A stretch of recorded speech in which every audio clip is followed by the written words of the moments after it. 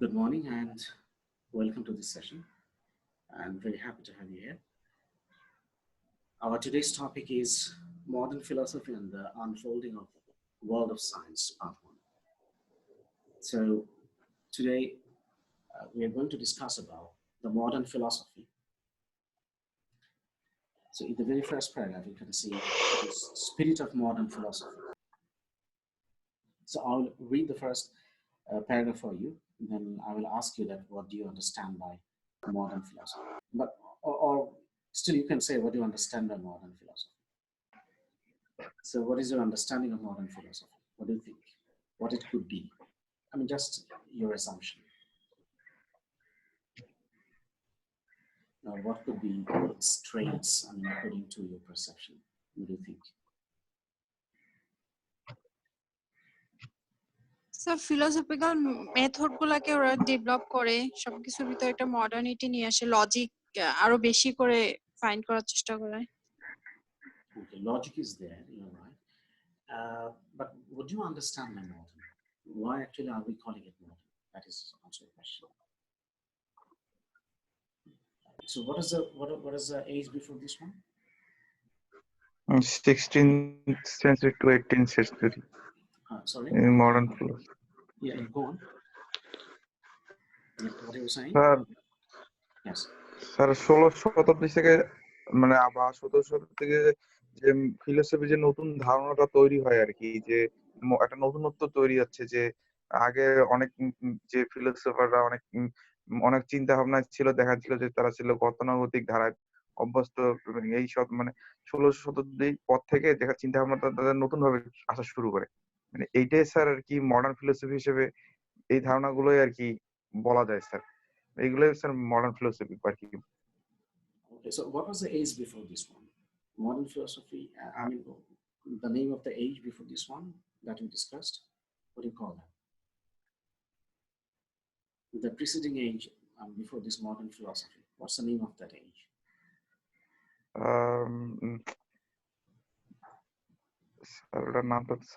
We discussed Renaissance, right? Renaissance? G sir, Renaissance. Exactly. And before the Renaissance, we discussed medieval ages, medieval philosophy. Yes, sir. And the Renaissance philosophy, you have seen that they were enlightened and they were trying to bring something new.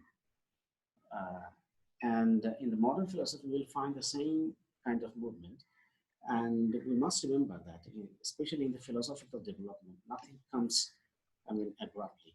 So there is a continuation of everything. So we'll find that after the Renaissance, there is a new kind of development in the philosophy, and that philosophy we are calling it modern. And why actually we are calling it modern, we'll come to that point later. But let's see what is the spirit of modern philosophy. What does it say? Now here it says, the modern era in Western philosophy spans the 16th to the 18th century. So you see the 200 years almost, 16th to 18th centuries. Modern era spurred mainly by advances in science. So the scientific advancement, it contributed a lot in the, for the progression of the modern philosophy. So science is there, that's a key factor. Right before this era in the Renaissance period and also in the medieval period, we didn't see that much scientific development or scientific invention, we should say, or the investment in science. But in the modern, in these 16th to 18th centuries, within this span of time, we have seen that lots of scientific advancement. So, and that's why it says that, but also by criticisms of revealed theology, philosophers attempted to accommodate new learning with a broad view of human abilities and to construct systematic understandings of the world that leads to the enlightenment in the West. So here it says that, but also by criticisms of revealed theology, philosophers attempted to accommodate new learning with a broad view of human abilities. So you see revealed theology. We have seen that in the medieval period and also in the Renaissance period, this idea of the theological perception of philosophy based on theological explanation or based on theology, it was still there. So we can feel the influence of philosophy based on theological explanations or based on theology. But in the modern era, we have seen that these explanation based on theology, it was challenged and it was In some cases, it was completely rejected. So that's why it says that it was a criticism of revealed theology. So it was a criticism of the religion, or you can say the religious scriptures. And philosophers attempted to accommodate new learning with a broad view of human abilities. And human abilities, that is the core phrase here, that what human can do as a being or as an existence, that was more important than what was revealed on him. So what has been revealed, that is something which is divine. So instead of being divine, the human capacity or human abilities, that was the main discussion of this modern philosophy. And to construct systematic understandings of the world that leads to the enlightenment in the West. And they all, I mean, all the ages, in one way or another way, actually, they tried to construct the systematic understandings. Everybody, actually, I mean, in all these ages, we have seen that philosophers, they try to systematize our understandings, our philosophy, our understandings of knowledge. So the same also goes with this modern philosophy, and this systemization, it was more scientific, it was more structured at this age, the modern age. Now, the medieval philosophy had close nexus to theology. I have already mentioned it, that medieval philosophy, mostly it was connected or based on theology, the religious scriptures, especially the Christian theology. But the modern philosophy developed the philosophical method, formation of philosophical systems, and humanism. So you see, humanism is there. So it is based on human perception, human belief, human capacity. The modern Western philosophy flourished with the philosophical traditions of rationalism, Descartes, Leibniz, and Spinoza, and empiricism of Locke, Berkeley, and Hume. So how actually this modern philosophy actually it evolved at that time. So we can see that two different traditions. One is rationalism and another one is empiricism. So rationalism, actually, the chief proponents or the main, or you can see the key figures of this trend, this rationalism, are Descartes, René Descartes, Leibniz, and Spinoza. So these three are the key figures of this rationalism, and all of them actually they, you can say, they represent modern philosophy. And the other stream of modern philosophy is empiricism. So rationalism, you can understand actually they will use logic. They will use logic to describe things or to understand things. And empiricism, you can see it's more scientific. So they will use on practicality, something which is practical. So empiricism is like that. So here we see for the rationalism, we have these figures. And for empiricism, we have John Locke, we have Berkeley, and also we have David Hume. Now, the modern Western philosophy has further carried by transcendentalism of Immanuel Kant and Hegel's absolute. So Immanuel Kant and Hegel, they are two key figures of this modern philosophy. So these two key figures of the modern philosophy, they don't go by this rationalism and empiricism. Rather, actually, they propagated a different kinds of philosophy that we call transcendentalism. If time permits, then we will talk about this transcendentalism and Hegel's absolute, Immanuel Kant's transcendentalism. Now here, the next page, you can see the history of era, modern era, viewed as an awakening of the reflective spirit, as a quickening of criticism, as a revolt against authority and tradition, as a protest against absolutism and collectivism, as a demand for freedom in thought, feeling, and action. So you see, the modern philosophy, it was a kind of awakening of the reflective spirit. Reflective means thoughtful. That means the spirit or the soul or the mind, which is thoughtful. So the thoughtful mind, people were thinking about this. It's not based on theology. It's not based on something which is divine, or it has been, I mean, you have got it from other sources. It's not like that. So rather, actually, they emphasize on the human spirit, the individual spirit. So that's what it says, the reflective spirit, as a quickening of criticism. So if you really want to criticize any kind of knowledge or anything, then you have to be very much reflective, and you have to use your own ideas, own thoughts. Your individual spirit, actually, it will play as a catalyst to analyze the philosophical perspective of the life and the universe. and as a result revolts against authoritarian tradition. So you see, when actually you are very much dependent on yourself, on your personal interpretation, or your speech is very much reflective, then what happens then, that automatically you will find that you are revolting against, whether you want it or not, you are revolting against the authoritarian tradition. That means when you want to have your own interpretation, your own analysis, then certainly you will find that your analysis and your interpretation of life and universe, it will reverse against the established norms, established philosophy, established ideas, and which is quite natural. So they were against the authoritarian tradition. This authoritarian tradition means the authority of philosophy and tradition we are talking about. And as a protest against absolutism and collectivism, as a demand for freedom in thought. So they were demanding freedom in thought, feeling, and action. So they don't want to go by any set rules. They don't want to go by any fixed tradition or any fixed philosophical ideas or ideologies or theological analysis of anything. So they wanted to feel free, and they wanted to act independently of all this authority and tradition. Now, here in the next paragraph, it says, modern philosophy is independent in its search for truth.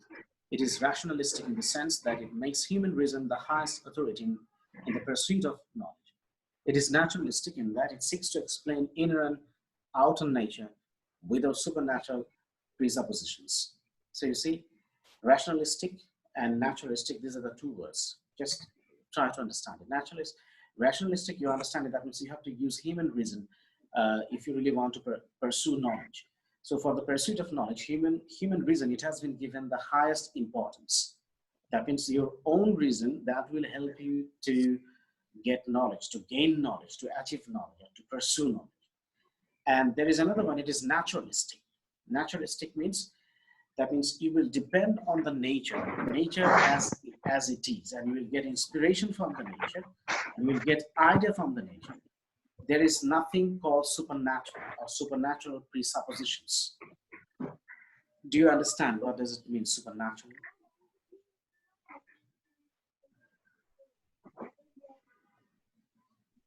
Can anyone tell me?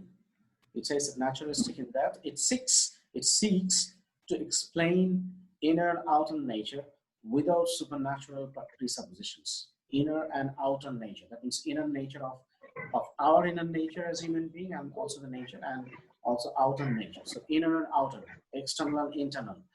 In both ways, you can say that we can explain it with the help of nature, but we will not take any help from the supernatural presuppositions. We will not have any supernatural presuppositions.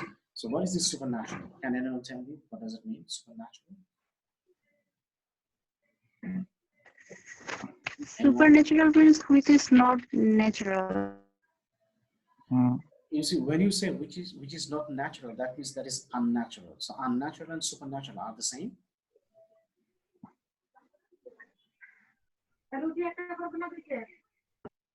Sir ভৌতিক কিছু মানে থাকবে, তারপরে এমন কিছু ঘটবে যেটা সচরাচর ঘটে না, এই টাইপের কিছু তো স্যার সুপারন্যাচারাল আর কি। You're very close. Supernatural is like that. So when you say something which is not natural, that is unnatural. But when I say supernatural, it means that it's more than natural. It's above the natural phenomenon, above the natural presuppositions.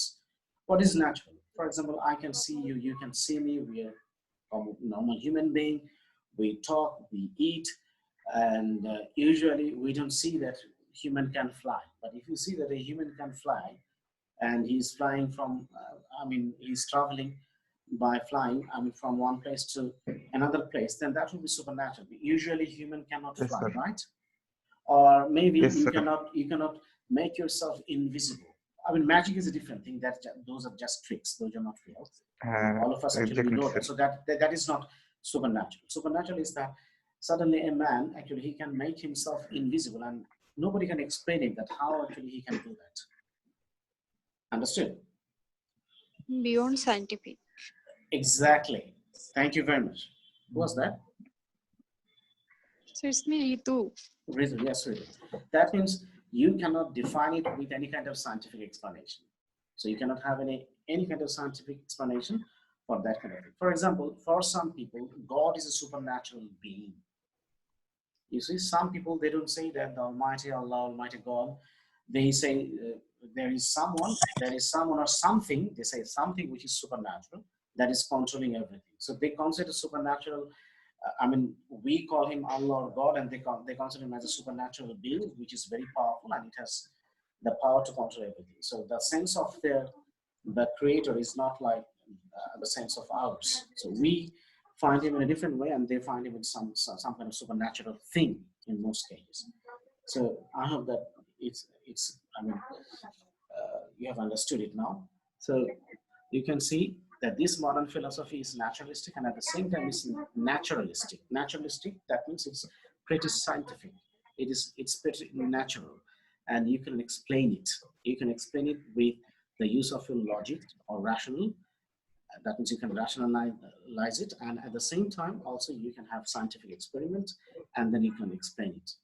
The existence of anything, or you can also go for the cause and effect of everything through this process.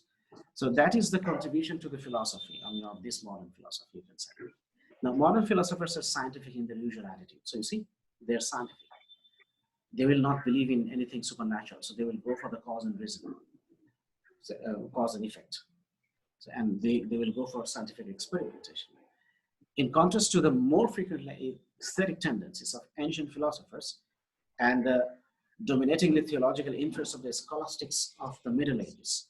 So you see, what we have seen, the ancient philosophers, they have aesthetic tendencies, so they were more or less, you can say, very much idealistic. It was based on idea completely. It's just concept. It was very conceptual.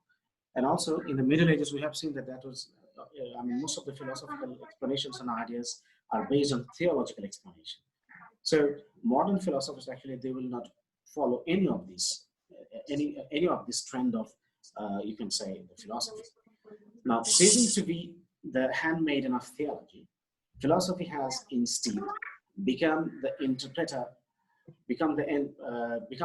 of rapidly advancing sciences. So you see, ceasing to be the handmaiden of theology. Handmaiden means servant.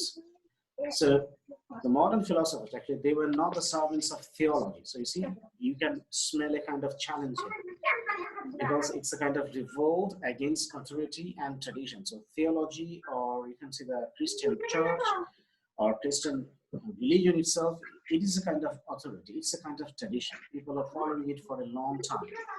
And people, usually those who are the follower of the Christianity, they don't challenge their scriptures.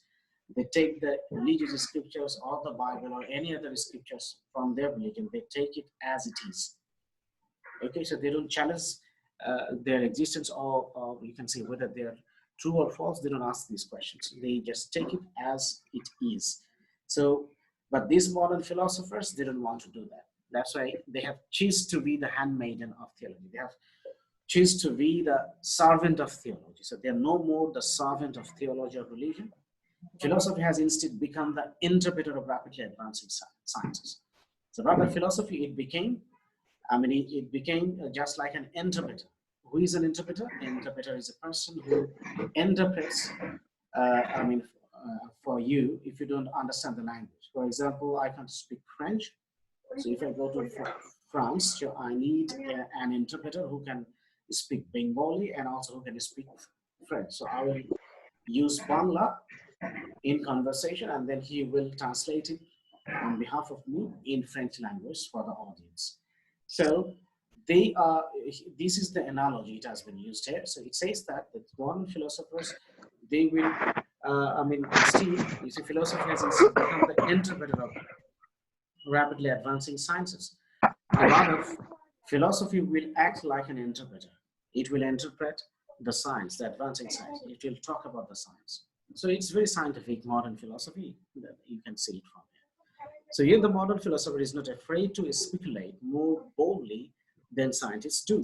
And he seeks to recognize the results of the various natural and social sciences in a picture of the world as a whole, in which room will be found for such of the values of art, morality, and religion as can be shown to be the consonant with the established results of the scientific investigation. So if I summarize it in this way, that means the modern Philosophers, they're very courageous, and they're more courageous than the scientists because they don't care about anything, and they dare to talk about any kind of scientific explanation without being afraid of the authority. So they don't care about, I mean, whether they are challenging the authority or tradition or not. So they have the courage to revolt against the authority, to revolt against the tradition. They are more courageous, or you could say valorous, than the scientists. And you can find that for art and morality, for religion, for everything, and even for the whole universe, and for every single person, individual, they have the place in the modern philosophy, and they will be established with a scientific investigation. So the fact, any kind of fact, any kind of philosophical advancement, scientific advancements, or any kind of logic, any ideas, that will be established with the scientific investigation. After having the scientific investigation, then again, you see, but it is necessary to disclose facts as they may be, and to learn to live as well as possible in the light of this knowledge. So an uncompromising search for truth is the chief characteristic trait of the modern philosopher. So modern philosopher, the chief characteristic trait of the modern philosopher, you'll find that an uncompromising search for truth. An uncompromising search for truth. So they will search the truth, and they will not compromise with anything. To find the truth, they will go for any kind of scientific investigation or experimentation. And to do so, they didn't compromise with anything. So this is, you can see how determined were these modern philosophers. And modern philosophers, they love beauty, and they have respect for the individual virtue, personal virtue. Also, they have respect for the social justice. So it's not that they don't value social justice, they don't value personal virtue, they don't love anything that is beautiful. They love all these things. They have respect for all these things, but they will do certain scientific investigation before accepting them as they are. Okay, so they will question, they will do experiment, and then they will believe in it. But you cannot take a universe, the universe friendly to these values simply for granted, you see? So they will not take anything for granted. If I say, for example, this place is the best place in Dhaka. Yes, for example, X is the best place in Dhaka. So if I say, a modern philosopher, he will listen to my, this presupposition, but he will investigate, and he'll prove that whether my utterance is true or false. Okay, so they will do some investigation that this X is the best place in Dhaka. So why actually I said that? Why did I say that? So he will explain it through scientific investigation. So they will not take for anything for granted. He will say, and they will believe it. It's not like that. They will do scientific investigation into that matter. The first necessity is to know things as they are. Now, the first thing the modern philosopher, they say, is that first of all, you have to accept the things as they are, then you have to do the investigation. So first accept it, then do the investigation, and then you prove it. Now, here again, it's very important. You see, the spirit of modern philosophy is individualistic. So remember this. The spirit of modern philosophy is individualistic, while those of both ancient and medieval philosophy are in different ways inclined to be institutional. I hope you understand the difference between these two words, individualistic and institutional. Individualistic, already you have mentioned, and from our just previous discussion, I hope that it's clear to you that individualistic means it's based on individual perception and individual investigation. So as an individual, you will investigate, you will try to understand it. And on the other hand, medieval philosophy and ancient philosophy, they incline to be institutional. Institutional means it's like an institute. For example, you have seen that Plato, when actually he propagated his ideas, his philosophy, and when he spread it out into the society, the people embraced it and they established a school. And we call them, Platonists. We call them, there is another group of people, they also follow Plato in later period of the history, and we call them Neoplatonic. So you see, people who are following them, we are giving them a name. So it's a kind of school of thoughts. It's a kind of institution. Also, you can see in the medieval ages the same thing. What is the institution in medieval age? Church is the institution. Christianity itself is an institution. So all the things are there, it's set rules or established rules and regulations by the divinity or by the divine commandment. We have got all these rules and regulations, and people in the medieval ages, they had to go by those set rules. So there is an institution that is Christianity, or you can say the church. Church will give you the rules and regulations, and you have to abide by those. You have to comply with those rules and regulations. So you see, it was institutional. But a modern thinker, they're individualistic. So a modern thinker is an individualist in the sense that he makes experiments for himself, verifies hypotheses with his own eyes, and tests the logic of arguments with his own thinking. So how a modern philosopher or modern thinker is individualistic? Or why should we call them that he is an individual or individualist? Because he makes experiments for himself. So that means he will conduct or administer the experiments by himself. And then he verifies hypotheses.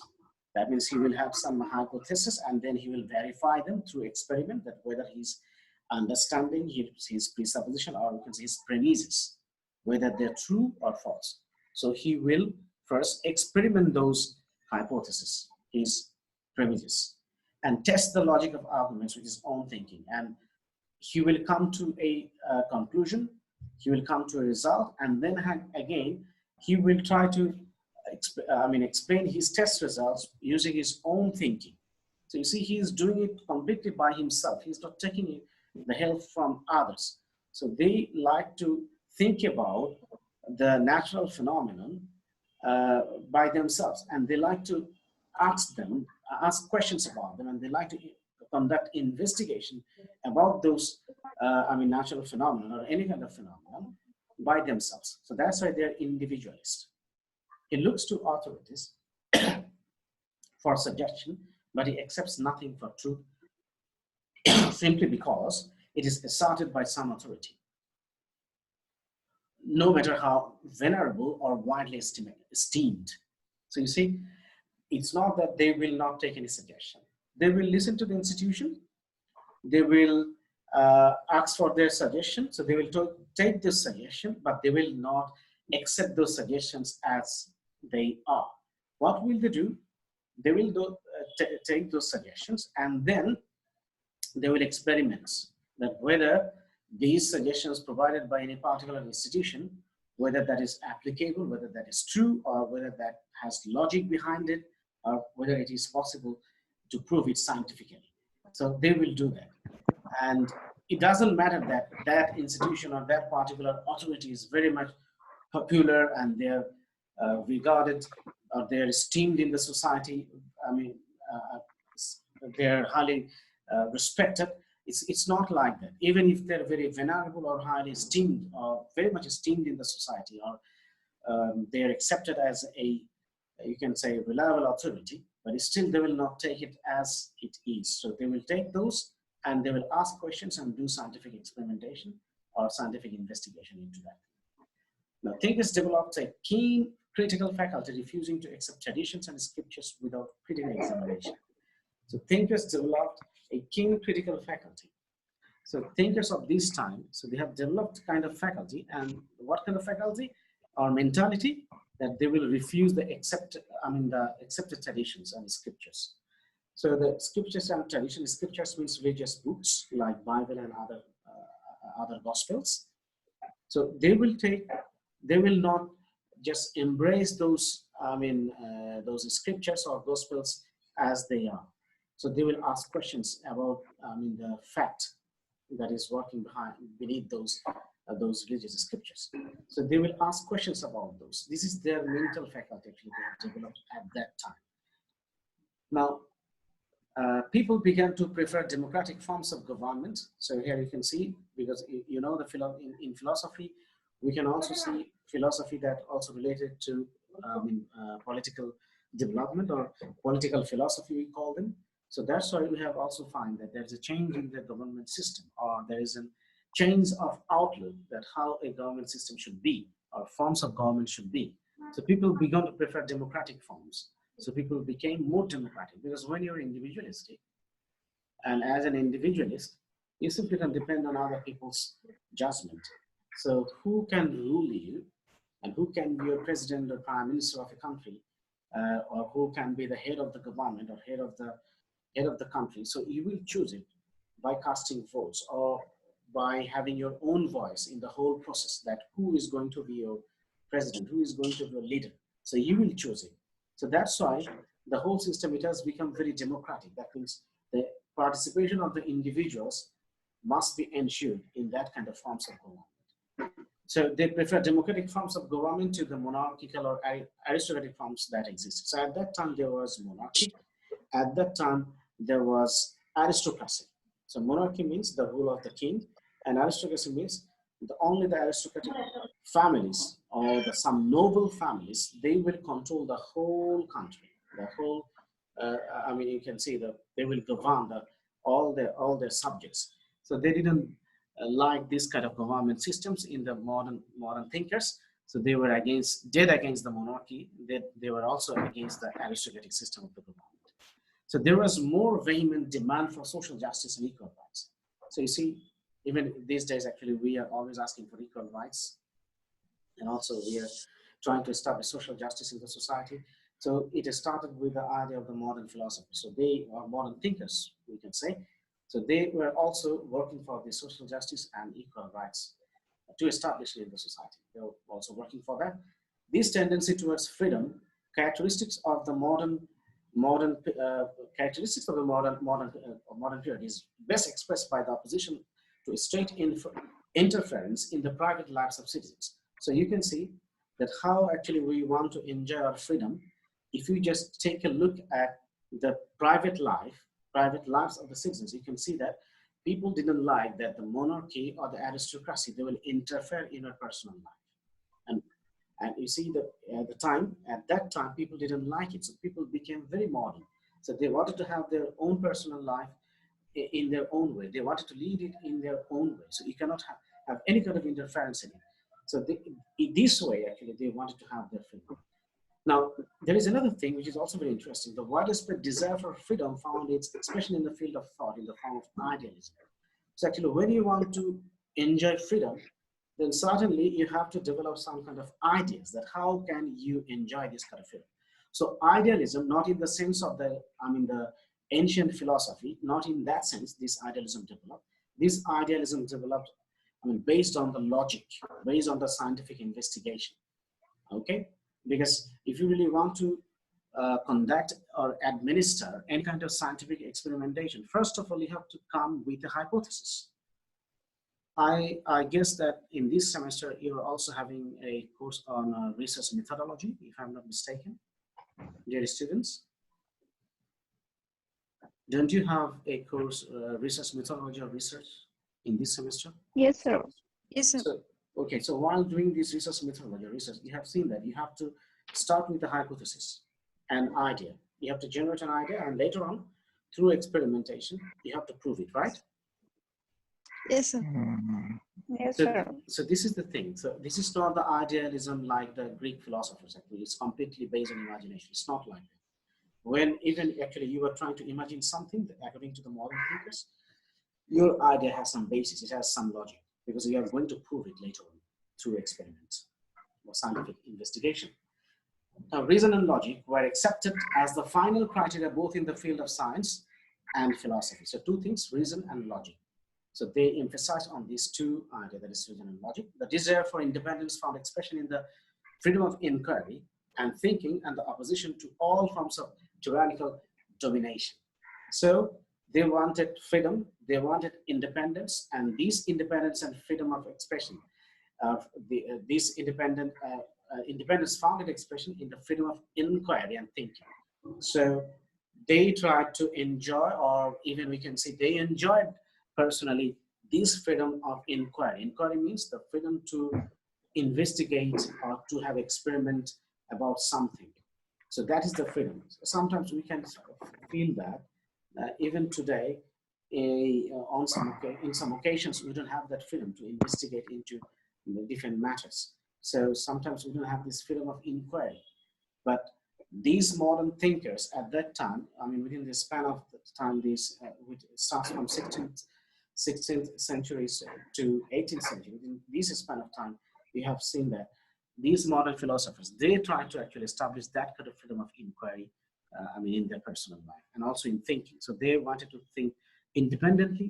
They wanted to have do investigation, or they wanted to do experimentation independently. So, and in doing so, what did they do? They completely went against any kind of tyrannical domination. So they didn't believe any kind of tyranny, any kind of, you can say, the monarchy or aristocratic system or any kind of authority cannot say that, okay, this is the truth, you have to accept it. They didn't go by this. So objective knowledge is in every sphere. Excuse me.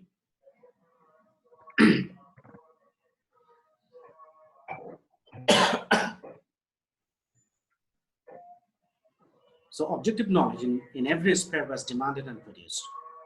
So knowledge was objective because personally you were contributing to the knowledge, and thus actually the whole knowledge system, actually it became very much, you can say, it became very much objective because people started asking questions and inquiring into the existing natural phenomena or existing philosophical trends and tendencies.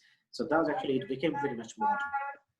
And you have seen, I hope that you are aware of a little bit of history, that while actually this kind of development was going on there in the 16th and 17th and 18th century, I mean, within this span of 200 or 300 years or so, at that time, actually, the world witnessed the American Revolution, French Revolution, and also there are lots of changes were going on in England and also in the whole European continent. For example, industrial revolution or industrial development, scientific revolution, scientific advancement also, was going on there. And at the same time, you can see the geographical, different kinds of adventures also going on there. So that's why people were coming to know about different new places around different parts of the world, because there are different kinds of voyages were going on, around the world. Because this naval system, it became very much modern. So people can travel by sea very easily. So as a result, they started discovering new places in different parts of the world. So new place, new world. Exactly, new places, new world. Thank you. So that's why you see all these things together contributed for the development of these modern thinkers or modern philosophers. So it's not that they became suddenly like that. All these revolutions, all these kind of changes in philosophy, in science, in geography, so all this actually really changes there. And also this kind of military advancement with the technological advancement, you can see that. So these change their mentality, their faculty. And that's actually they have the courage to think independently and to deny, to ignore, or to challenge the authority that was found at that time. So I think that this will help you to understand the modern philosophy. That was basics about the modern philosophy. There are a lot to talk about it, but I found that this is very convenient for our understanding, in a very easy way. So that's why I put this information.